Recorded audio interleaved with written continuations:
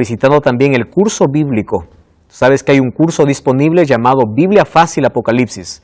Allí aparece un número en pantalla donde tú puedes solicitar y ese curso puede llegar a tus manos. Así puedes complementar aquello que estás aprendiendo a través de la TV Nuevo Tiempo. Un grande abrazo para ti, que Dios te bendiga. Gracias también por compartir con nosotros tu cariño, tu saludo, tus abrazos. Leemos cada mensaje que llega allí a las redes sociales, en Facebook. Y allí tú puedes colocar tu historia, tu testimonio. Hay gente que nos cuenta que está asistiendo a la iglesia, está comprendiendo más de Jesús, ya recibió un curso bíblico. Nos alegra siempre poder leer aquellas historias y estamos nosotros orando también por ustedes. Nos alegra ver aquellas vidas, aquellas personas que toman una decisión, juntamente con las personas que están aquí en esta temporada, toman una decisión para dar un paso firme en dirección a Cristo. ¿Cuánto nos alegra? Si aún tú no has tomado la decisión, es hora de tomarla. Si ya tomaste la decisión y lo has guardado solo para ti, haznos conocer. Dinos si ya estás asistiendo a la iglesia, si ya recibiste el curso. Queremos saber tu historia, de cómo este programa te ayudó espiritualmente. Escríbenos, nosotros estaremos orando por ti. Con gusto allí te responderemos. Bienvenido una vez más, ya comenzó Biblia Fácil, entonces toma tu Biblia. Yo estoy aquí con Biblia abierta, no solo yo, sino también aquí mis amigos que comparten Biblia Fácil. Estamos listos y al mismo tiempo curiosos porque hoy vamos a hablar sobre la segunda bestia de Apocalipsis 13. Apocalipsis capítulo 12 allí muestra el gran conflicto que existe entre los poderes, el poder de Dios y el poder del enemigo. El diablo está enfurecido contra el pueblo de Dios. En Apocalipsis 12 representado como una mujer. Luego dice que se enfurece contra un remanente. ¿Quién es el remanente? Aquel pueblo de Dios fiel y sincero que guarda los mandamientos de Dios y tiene el testimonio de Jesucristo. Ese pueblo, en el tiempo del fin, hoy está de manera invisible en todas las iglesias, pero llegará un momento en que se unirán y habrá solamente dos grupos en este planeta. Llegará el tiempo de que no existirán más placas ni nombres de iglesias. Llegará el tiempo en que solamente existirán dos grupos, los adoradores de Dios y los adoradores de la bestia. Hoy vamos a hablar acerca de este segundo poder. ¿Estás listo? Vamos a cerrar nuestros ojos, acompáñanos allí donde estás, vamos a orar. Querido Dios, estamos ahora dispuestos para poder escuchar tu palabra. Pedimos una vez más tu bendición. Queremos saborear este alimento espiritual, queremos fortalecer nuestra fe en ti y queremos que la esperanza que es Cristo pueda hoy una vez más iluminar en nuestro corazón. Tu Santo Espíritu pueda hoy llevarnos a la comprensión de esta verdad, a través de tu palabra, poder conocer la revelación y el camino que tienes para nosotros. Toma nuestra vida, bendice a la persona que está viendo este programa, bendice a todo el equipo, bendice a las personas que están participando de esta temporada.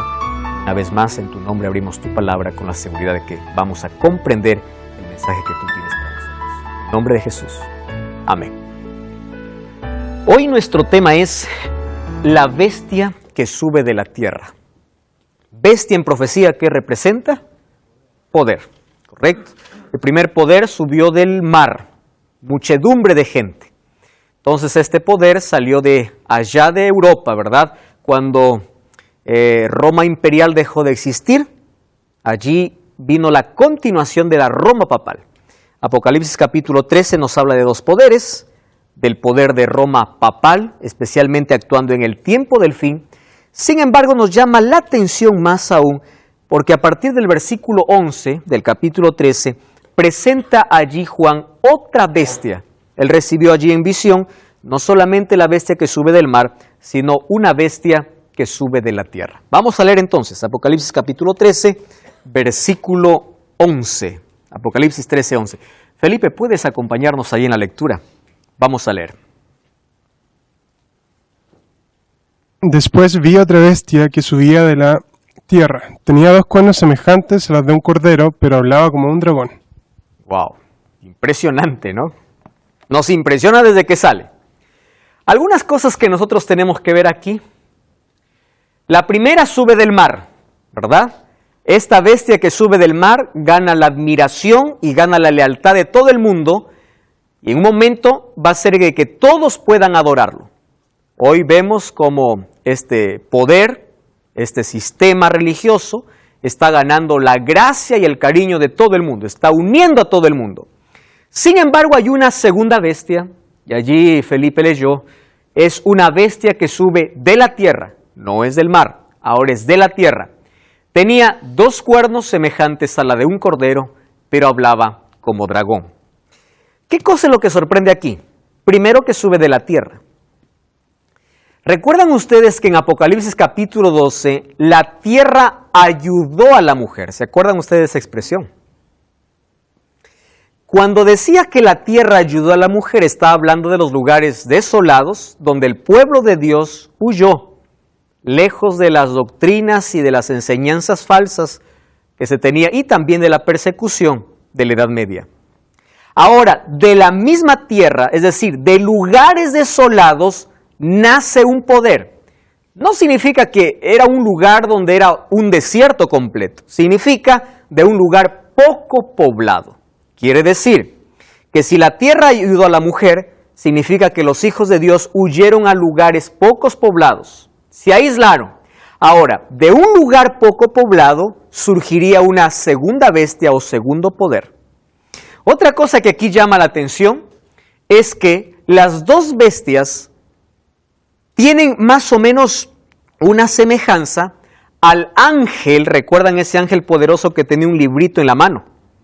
Un pie estaba sobre el mar y el otro pie estaba sobre la tierra. Fíjense aquí. Ahora, hay una bestia que sube del mar y el otro bestia que sube de la tierra. Cuando se habla mar y tierra, está hablando de la totalidad de la humanidad. Lugares muy poblados o poco poblados. Totalidad. ¿Correcto? Ahora, el alcance que tienen estos poderes entonces es mundial. Otra cosa que llama la atención es que tiene 2 cuernos, ¿verdad? Y que es semejante a un cordero, pero habla como dragón. Cordero, ¿qué representa en la Biblia? ¿Quién es el cordero? Cristo. ¿Y quién es el dragón? El diablo. Es decir, este poder tiene una apariencia de cordero. ¿De dónde viene la palabra cristiano? De Cristo, ¿verdad? Entonces, tiene una apariencia cristiana, pero un momento va a quitarse esa careta cristiana, va a dejar de ser cordero o la imitación de un cordero y va a empezar a hablar como dragón, como es su verdadera naturaleza. Ahora, este es un poder entonces político que se va a unir a esta primera bestia. Ahora eso lo vamos a ver a continuación. Quiere decir que el diablo levanta un poder que sube del mar, que es Roma, ¿correcto? Roma papal. Solo que dice que este primer poder hace que todos lo adoren, pero no lo va a hacer solo, sino a su ayuda se va a levantar otro poder para que la primera bestia pueda ser adorada y así se pueda cumplir la profecía de que toda la tierra adora a esta primera bestia. ¿Cómo lo hará? Antes de decir cómo, primero tenemos que descubrir quién es ese primer poder. Entonces, por la apariencia de cordero y al mismo tiempo dragón, significa que este imperio, este poder, sería aparentemente religioso, ¿correcto? Porque tiene apariencia de cordero, pero luego apoyará a la primera bestia. Si nosotros entonces analizamos de qué poder está hablando, nos damos cuenta que ese segundo poder del cual habla Apocalipsis 13 es Estados Unidos de Norteamérica. Pero no es un decir o es una conclusión superficial, ustedes creen que es Estados Unidos. Vamos a analizar características y por qué creemos que es Estados Unidos de Norteamérica. Si hubo un lugar, si hubo una nación superpoderosa que nació con un puñado de gente, es decir, de un lugar poco poblado, es Estados Unidos. Entonces, yo sé que los que estamos aquí conocemos la historia de cómo se formó Estados Unidos es tan simple y es tan linda al mismo tiempo. ¿Por qué? Resulta que en el año de 1620 se conoce en Estados Unidos como la llegada de los padres peregrinos. ¿Quiénes eran los padres peregrinos? Los padres peregrinos eran los cristianos que venían huyendo de Europa por la persecución en la Edad Media. Correcto. Entonces ellos vinieron, tomaron un barco, ¿verdad? El Mayflower. Ellos allí, ¿dónde desembarcaron? Allí en las orillas del Atlántico. Y allí formaron sus colonias. Ya habían por ahí unas 16 colonias, forman la 17ª colonia. Entonces, Estados Unidos tiene como tradición, incluso hasta hoy, celebrar cada año, un jueves del mes de noviembre, el Día de Acción de Gracias. Solo en Estados Unidos, ¿verdad? El Día de Acción de Gracias significa para Estados Unidos su historia, su verdadero nacimiento. ¿Por qué? Porque ellos recuerdan la llegada de los padres peregrinos, la llegada de estos hombres y mujeres que venían huyendo de la persecución papal. Allí en el Mayflower llegaron a orillas de, allí cruzaron el Atlántico y llegaron a lo que hoy conocemos como Estados Unidos. Estos padres peregrinos dijeron, llegamos a una tierra de libertad. Aquí no nos alcanza ese poder perseguidor, ¿verdad? Aquí se acabó, aquí tenemos libertad para adorar a Dios. Incluso hasta hoy hay una réplica, ¿verdad?, de ese barco, del Mayflower, allí en Estados Unidos. Ahora, es interesante que cuando ellos logran su independencia en el año de 1776, al formar su primera constitución, ellos se declararon un país netamente protestante, religioso protestante, ¿correcto? Ahora, ellos tienen hasta ahora, ¿verdad?, el Estatua de la Libertad, es un país de libertad, aquí no se prohíbe, aquí puede estar la sede de cualquier religión, aquí no hay prohibición para nadie, este es un país de libertad y también nació como un país religioso, un país protestante, es decir, tiene la apariencia de ¿qué? De un cordero. Ahora, fíjense aquí, en su constitución, su primera constitución, estaba bien clara el ideal, o estaba tan claro el ideal con la cual se formó los Estados Unidos. Y ellos decían, nosotros somos un país sin rey y una iglesia sin papa. ¿Por qué decían eso? Porque ellos venían huyendo. Ellos no querían saber nada con un reinado y nada con el papa. Absolutamente. Un país sin rey y una iglesia sin papa. Thomas Jefferson dijo lo siguiente, y ese es un discurso que se ha ido repitiendo por muchos años: desde que una persona tiene derecho a escoger su propia religión, sin pagar el precio de la discriminación, ninguna prueba de religión será requerida como calificación para cualquier posición pública en los Estados Unidos. ¿Quién puede ser candidato en los Estados Unidos? ¿Se necesita que alguien tenga una religión? No.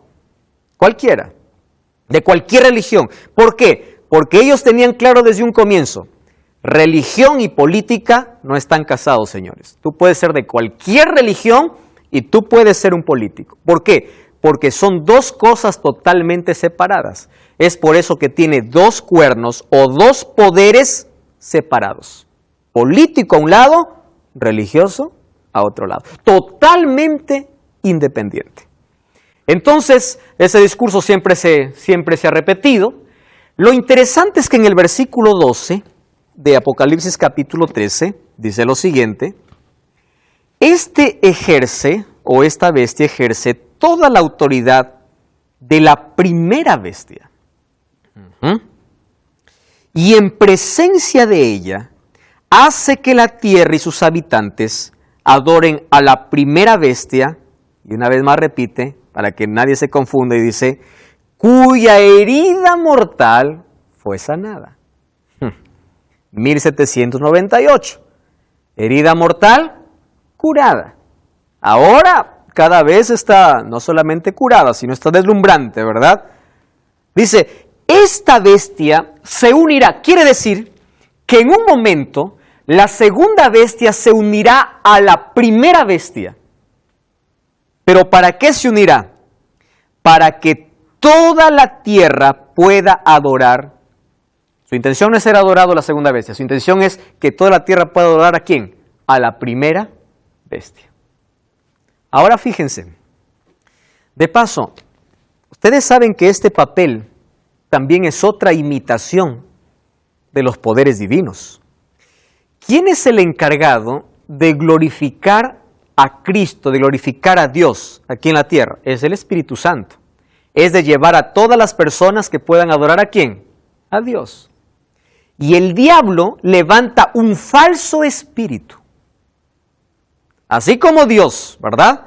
A través del Espíritu Santo lleva a las personas a adorar a Dios, el diablo también levanta una falsa Trinidad. Luego vamos a ver, la palabra Trinidad no aparece en la Biblia, ¿verdad? Pero nosotros comprendemos que Dios es uno, pero ese uno son tres personas, el Padre, el Hijo y el Espíritu Santo. Ahora el diablo va a levantar, ojo, falsa Trinidad, el dragón, la primera bestia y la segunda bestia. El dragón, en las fuerzas demoníacas, representaría al Padre. La primera bestia, Roma, representaría al Hijo. ¿Recuerdan que Roma, el Papa quiere ser o dice que es Cristo? Representaría al Hijo.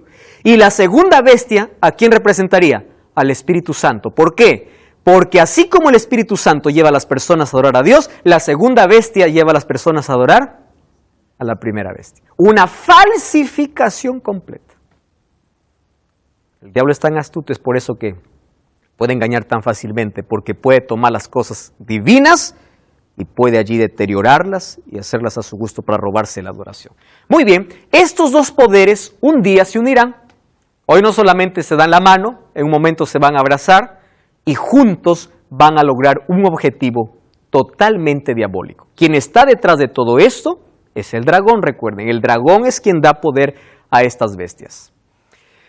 El 24 de febrero del año de 1992 apareció en la revista Time, que no es una revista cristiana, por supuesto. La revista Time, la portada de su revista apareció ese título enorme que decía Santa Alianza, 1992. Santa Alianza. ¿De qué hablaba esta Santa Alianza? De una relación diplomática entre los Estados Unidos y la Casa Blanca. Solo que para que llegue este año hubieron muchas tentativas ya en el pasado. Muchas. Por ejemplo, en el año de 1950 hubo una tentativa para poder unirse diplomáticamente o para poder tener conversaciones diplomáticas. Antes del año de 1900 o antes de 1992, 1980 atrás, no habían conversaciones diplomáticas entre ellos. Ahora fíjense, en el año de 1950 cuando dijeron, pero bueno, eso ya quedó en el pasado, nosotros ahora somos una nación libre, el Papa ya no tiene el mismo poder, vamos a hacer una tentativa de una conversación diplomática o de poder unirnos políticamente. El Senado de Estados Unidos rechazó por completo y dijo, ¿qué cosa? Nosotros no nos olvidamos que nuestros primeros, los padres que formaron Estados Unidos vinieron huyendo del Papa, ahora quieren que nosotros nos podamos unir. Sin embargo, el tiempo pasó y en el año de 1984, ojo, 1984, iniciaron aquellas conversaciones. Este año es importante porque el primer embajador de Estados Unidos a ser enviado al Vaticano fue William Wilson. Entonces, desde allí empezó una cercanía entre estos dos superpoderes sobre la tierra. Uno, un poder político y religioso, pero más conocido religioso, y el otro poder político como una potencia mundial o como un superpoder sobre la tierra. Dos poderes que en un momento se van a unir. ¿Cómo lo harán? Miren lo que dice Apocalipsis capítulo 13, versículo 14. Esto es impresionante. Apocalipsis capítulo 13, versículo 14, dice así. Engaña a los habitantes de la tierra con las o con las señales que se le ha permitido hacer en presencia de la bestia, diciendo a los habitantes de la tierra que le hagan una imagen a la bestia, y nuevamente se repite. ¿Qué se repite? La bestia que fue herida, ¿y qué dice? Y revivió. Como para tener la certeza absoluta, certeza completa, de que no se trata de otro poder, es del mismo poder de la primera bestia, Apocalipsis capítulo 13, versículo 1 en adelante. Dice, ahora hace señales y hace que todos los habitantes de la tierra le hagan una imagen. ¿De dónde viene esta expresión? ¿Recuerdan ustedes el capítulo 3 de Daniel? Cuando Nabucodonosor levanta una estatua. Es una historia muy conocida en el capítulo 3.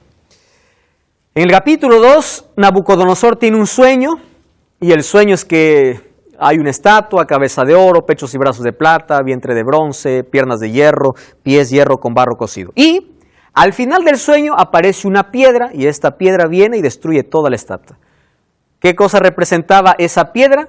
El regreso de Jesús, el mayor imperio. Todos los imperios humanos van a pasar. Solo que Nabucodonosor primero comprendió y luego dijo, no, yo quiero que mi imperio nunca pase. En el capítulo 3, después de algunos años, él levantó una estatua con una diferencia. Lo hizo toda de oro, desde la cabeza hasta los pies. Una manera de decir, mi imperio nunca va a terminar, ¿no? A veces cuando el ser humano quiere ir en contra de los planes de Dios, hace cosas ridículas incluso. Él levanta una estatua y él manda que todos puedan venir.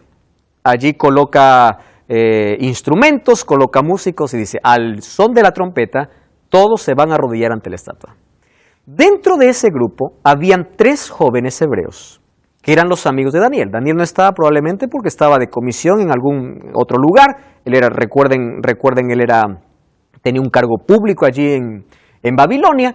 Y estaban los 3 amigos de Daniel, Sadrac, Mesac y Abednego. Cuando todos se arrodillaron, 3 no lo hicieron. ¿Cuál era la sentencia? Si ustedes no se arrodillan, ustedes van a parar ¿dónde? En el horno de fuego. Correcto. La historia nosotros sabemos, no se arrodillaron, por más que fueron amenazados, porque una persona que es fiel, ¿verdad?, no se rinde ante ninguna tempestad, demuestra su fidelidad aun cuando pase por el horno de fuego. Y Dios los libró del horno de fuego. Solo que algo parecido ocurrirá en el tiempo final, donde dice que hará una imagen a la primera bestia. ¿De qué imagen está hablando? Primero, nosotros aquí vemos que va a haber una imposición de adoración. ¿Para qué se levanta una imagen? Para adorar. Se levanta una imagen para otra cosa. La imagen es representación o símbolo de adoración.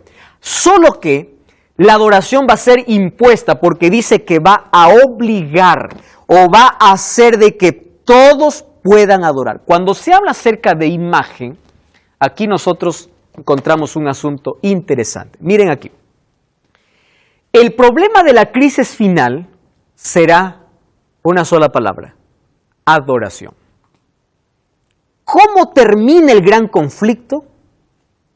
Con aquello que comenzó, o igual como comenzó. ¿Por cuál fue el problema en el cielo? Adoración. El diablo quería ser adorado porque quería el trono. Su orgullo le dominó y se rebeló contra Dios. ¿Cómo culminará la historia de este mundo? Con el mismo problema: adoración. Los 2 grupos que presenta Apocalipsis en el tiempo del fin se identifican así. No existen varios grupos, los que adoran a Dios y los que adoran al dragón. No existe un tercer grupo. Es decir, la humanidad no tiene una tercera opción. O adoras a Dios o estás de parte del diablo. No hay una tercera opción. Además, dice allí que aquellos que adoran a Dios tienen ciertas características que nosotros ya vimos en el pueblo remanente. El símbolo de la imagen de la bestia es la institución y procedimientos que duplicarán la conducta del poder de la bestia primera en otras épocas. Es decir, está hablando de una unión de iglesia-estado. Y ustedes saben, siempre que hay una unión entre iglesia-estado, ¿qué cosa ocurre? Persecución. Porque cuando se une el poder político y religioso, se une solo con una intención: que todos obedezcan a este poder. Y aquel que desobedece, ¿qué cosa sucede? Es muerto, es amenazado, es destruido. Entonces, la misma imagen de los 1260 años de amenaza, de persecución, esa misma imagen de unión de poder político y religioso, esa imagen volverá, ¿cuándo? En este tiempo del fin. Cuando ambos poderes se unan y obliguen que todos los seres humanos adoren.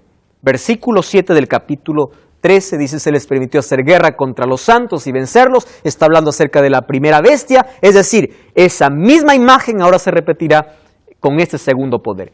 Miren lo que va a ser esta segunda bestia, capítulo 13, versículo 16 y versículo 17.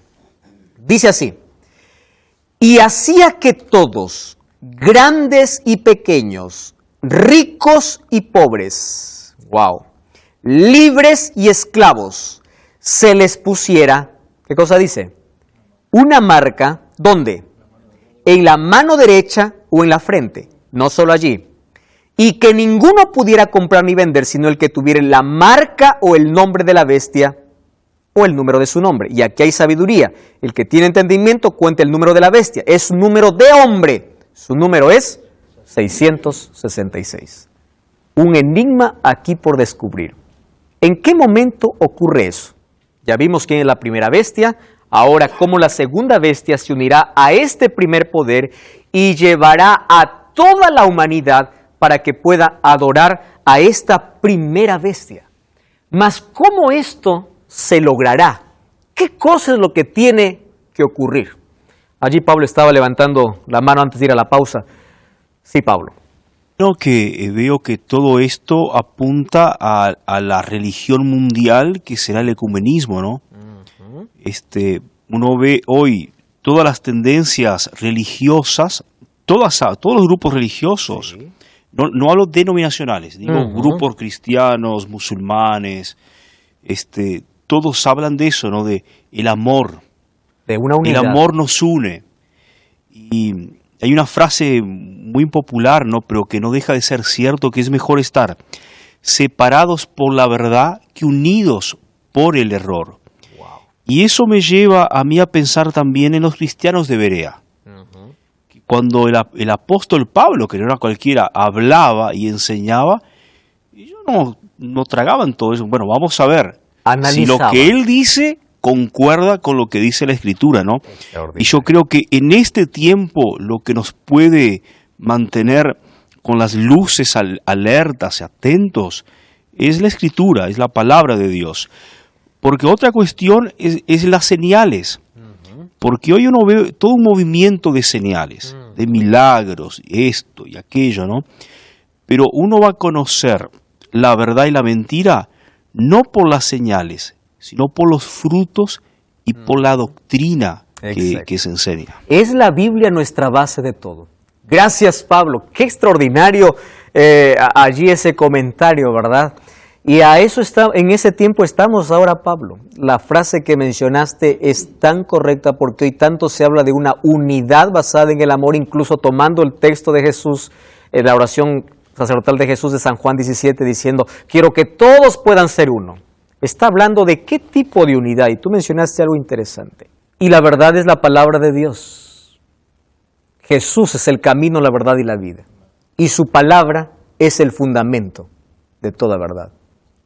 Es mejor estar separados por la verdad que unidos por la mentira. Ahora, miren lo que hace esta bestia. Dice que ella coloca una marca. Y yo sé que todos ustedes han escuchado acerca de la marca de la bestia. Y tantas cosas se han especulado, ¿verdad? Hoy en día veo que gente publica y dice la marca de la bestia va a venir a través de un chip, la marca de la bestia viene en los productos, va a venir a través de un código. La Biblia no revela exactamente cómo, pero sí nos da las características de en qué consiste esa marca. Lo que la Biblia no revela solo son especulaciones. Ahora, fíjense aquí.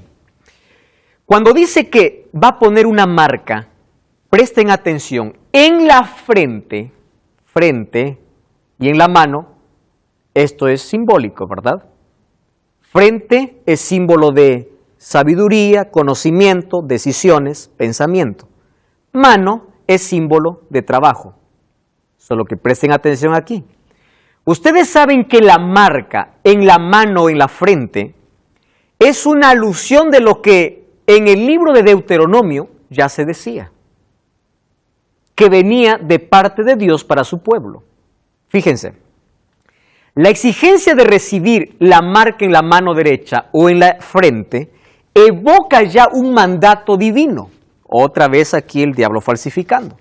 Vamos a leer lo que dice Deuteronomio capítulo 6, versículo 8. Miren, Deuteronomio 6:8 dice así: las atarás como una señal en tu mano. ¿Dónde va a estar, dice? En la mano. Y luego, como frontales entre tus ojos. ¿De qué está hablando? Frente y mano. Señal. ¿Correcto? Muy bien. Aquí dice que será señal. Ahora, la marca en la mano y en la frente, ¿qué cosa era? Las leyes de Dios. Porque ustedes lean todo el capítulo 6, cuando Dios habla para Israel, dice: oh Israel, Jehová nuestro Dios, Jehová uno es, amarás a Jehová tu Dios de todo corazón, de toda tu alma.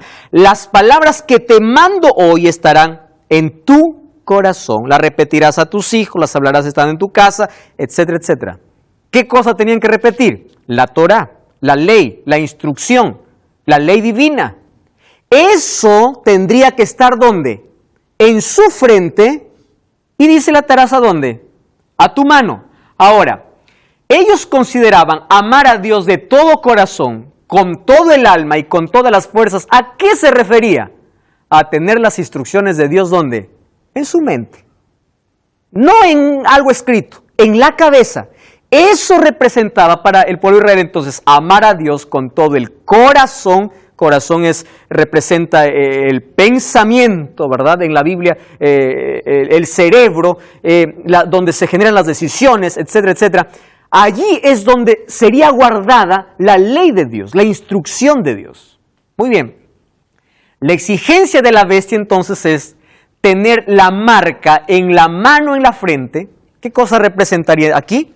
La antítesis de los mandamientos de Dios. Es decir, el cambio de obediencia a la bestia en lugar de obedecer a Dios.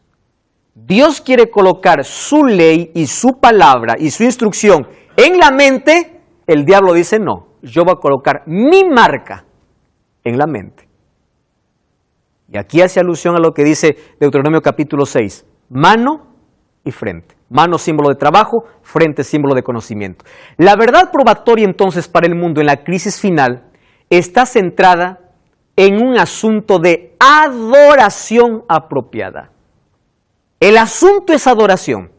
Los sellados adoradores de Dios, en Apocalipsis 14:12, ¿qué cosa dice? Aquí está la paciencia de los santos.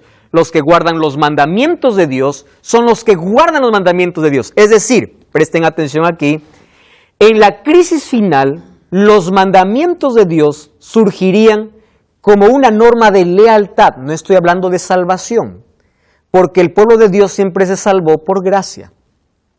Sin embargo, cuando hablamos de adoración, estamos hablando de una evidencia externa.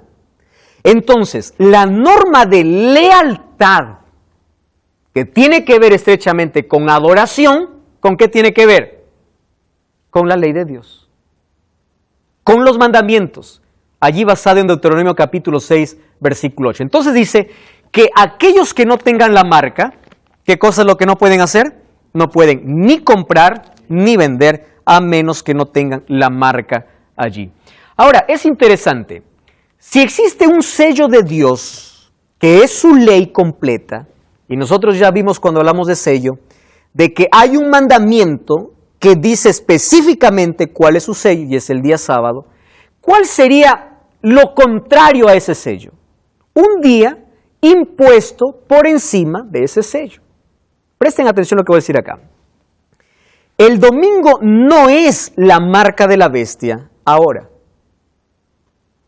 Será cuando sea impuesta. ¿Comprenden eso? Cuando la adoración venga por imposición, es decir, cuando se coloque por encima de lo que Dios dijo, eso representa mi lealtad, o a Dios, o a lo que diga la bestia. Entonces, todo esto nos está llevando ¿a dónde? De que pronto habrá una orden o una ley dominical. ¿Quieren ustedes para comprobar cómo está ese avance? Tengo aquí en mis manos un libro llamado Laudato Si. Quien escribe este libro es el Papa Francisco. No es un libro muy antiguo, es un libro nuevo. Y aquí en este libro, el Papa Francisco propone, wow, qué cosas interesantes. Préstenme atención aquí. ¿Qué cosa propone? El cuidado de la casa común, el cuidado del medio ambiente. ¿De qué manera? Aquí dice, guardando un día, dejando de contaminar el ambiente un día. Presenta el domingo no como día de adoración, lo presenta como un día de preservación para el planeta. Y en un momento de la historia, que es el nuestro, donde se habla tanto del cuidado del medio ambiente, de ecología, esta es la propuesta del Papa Francisco, que todos puedan dejar de trabajar el domingo. Todos. ¿Acaso Dios ya nos separó un día? Ahora, fíjense, el otro material que yo les mostré fue escrito allí por el Papa Juan Pablo II, ¿verdad? Ahora, este es escrito por el Papa Francisco. Los dos hablan acerca del domingo. El primero como una base, diciendo que guardamos el domingo por la resurrección de Cristo, y el segundo diciendo, necesitamos guardar todos. ¿Por qué motivo? Para preservar el medio ambiente. Quiere decir, ustedes saben que esto ya está siendo estudiado en diferentes países.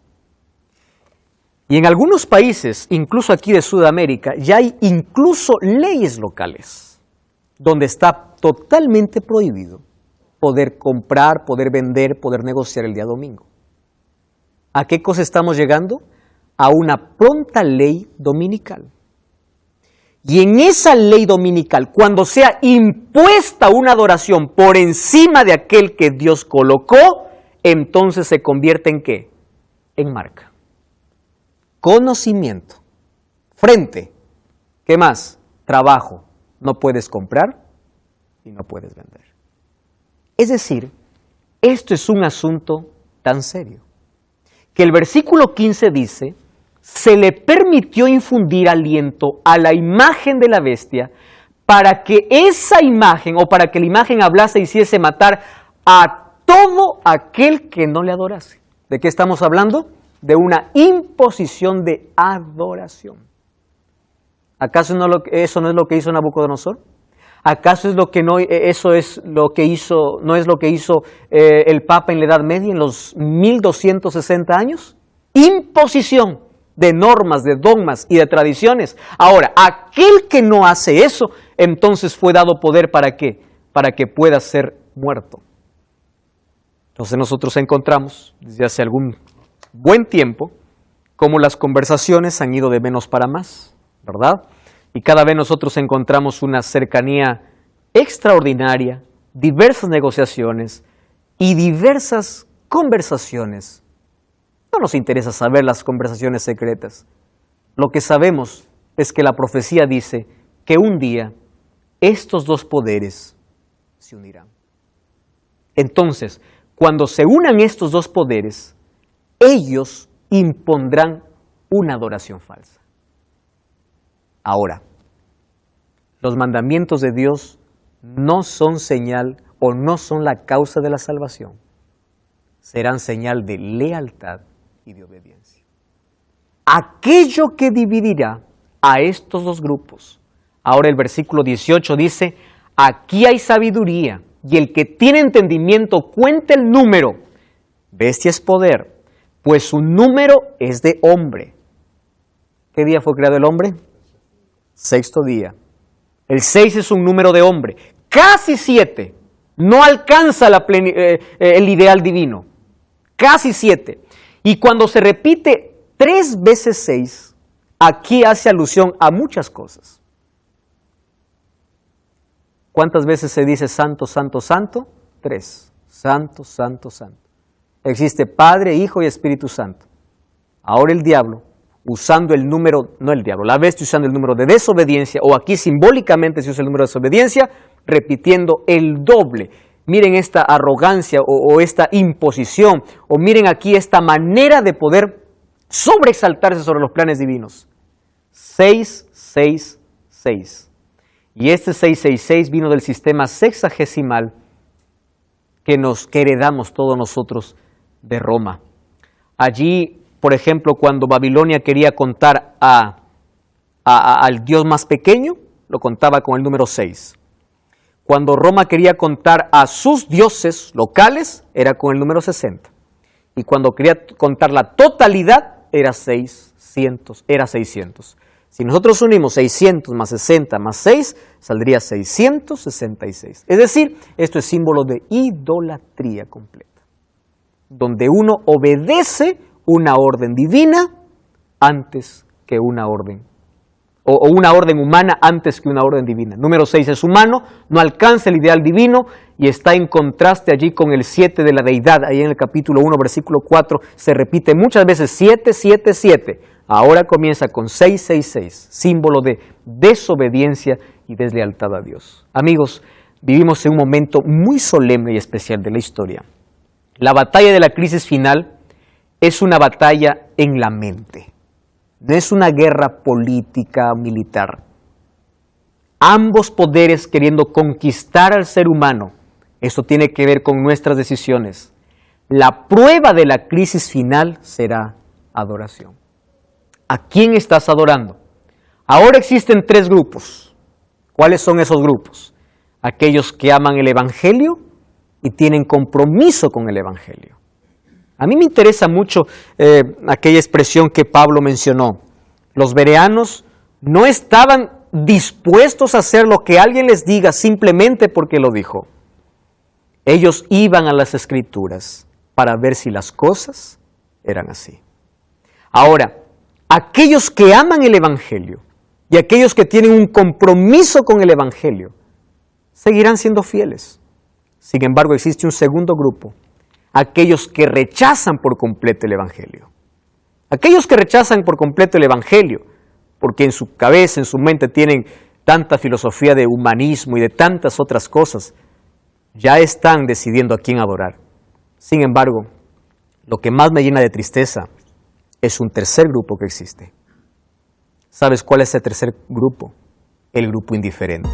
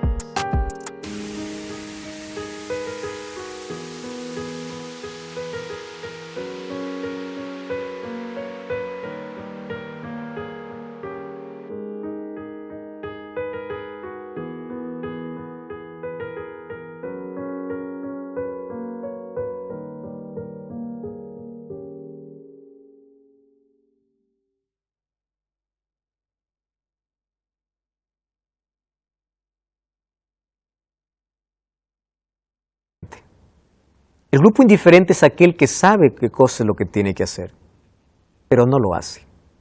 Es aquel que sabe de dónde tiene que salir, pero no sale. Aquel grupo es aquel que ve la verdad en su plenitud, pero no está dispuesto a obedecerlo. Aquel grupo es el mayor y es el más peligroso. Es un grupo de cristianos sinceros que encuentran la verdad tan clara, pero aún prefieren continuar allí en su rebeldía. Querido, yo he venido para hablarte de Jesús y de salvación. Quien te salva es Cristo. Su gracia te transforma. Tu vida va a ser cambiada por la gracia de Cristo. Y un día vas a estar en el cielo, no por las obras que hiciste, sino por la gracia divina. Sin embargo, cuando su gracia nos transforma, nos hace leales y fieles a su palabra. Vivimos en la parte final de la historia. Ya no hay más tiempo que perder. Es hora de tomar decisiones. Muy pronto se impondrá en este mundo una falsa adoración. Y aquellos que están de parte de Dios, de parte de la Biblia, de la palabra de Dios, van a sufrir angustia. Claro que sí, pero no tendrán miedo, porque su redención está cerca. ¿De qué lado estás? ¿En qué grupo tú estás?